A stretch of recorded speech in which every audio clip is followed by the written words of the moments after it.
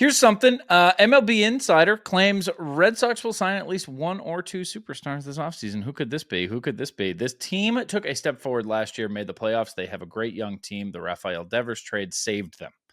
Not only was it good for their clubhouse, it saved them $250 million. This is all a quote.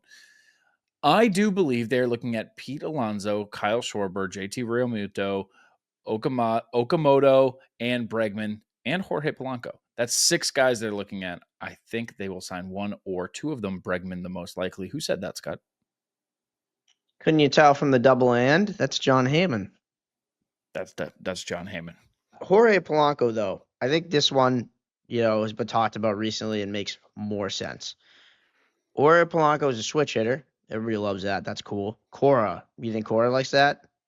Cora likes that. I think he'd prefer to have 9 switch hitters if his choice.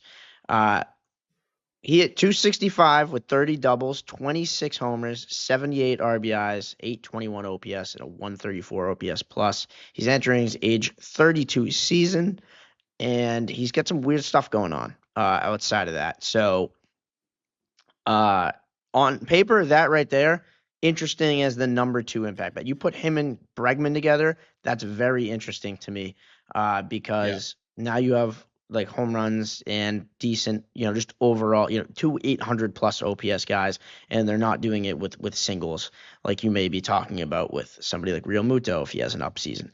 But here's what's interesting. So he DH'd 89 times last year. He had 38 games at second and 5 at third. So he's mostly a DH candidate. He doesn't fit the ideal frame of that. He doesn't look like Alonso or Schwarber, for example. The thing that's weirdest about it, though,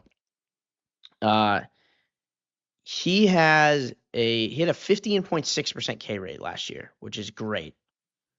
The year before it was 29.3, and the year before he hit 213 with a 651 OPS. Year before that was a good season. So, I saw some like steamer type projections putting him like a 20% K rate, but like you really have no idea what you're getting. Defensively, he's got no arm strength, and he had a -4 out above average, so he would be a guy that if you do sign like Bregman and Alonso, or Bregman and then Casas comes, whatever, you keep Yoshida, who knows, and you just want to try and max the lineup. You put him at second. He's not going to kill your defense, but he's not going to be good at all. But you'd ideally like him to DH.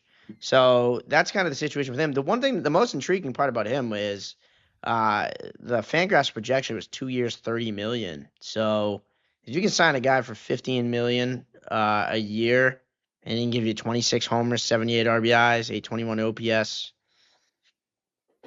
it's intriguing. Again, it's not. We know option A would be let's get Bregman, let's get Schwarber, Alonso, whatever.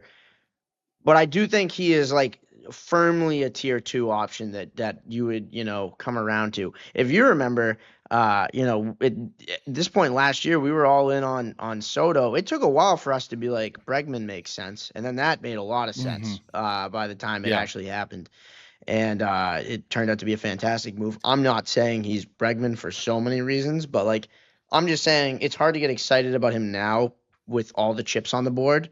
Once they start to come off, I think Polanco you're gonna realize how intriguing that is. Here's the weird thing about Polanco that jumps out to me. When you said 2 years, $30 million, I thought that number doesn't work for me. I don't love that. I don't love that allocating that. You think that's that money there? I thought that's high. But if I'm Jorge Polanco and I hear 2 years, $30 million, I think, dude, I'm 32. I don't want a 2-year deal. It's like that deal is not great for either side. It's weird because he does have like high ceiling, low floor potential. Yes. That's why I think that deal looks like that. It's just strange. I think like he's a guy who would want like a player option for a 3rd year to like reset the market, or like there would be something worked in, or even a 1-year deal to prove that he can maintain some kind of momentum.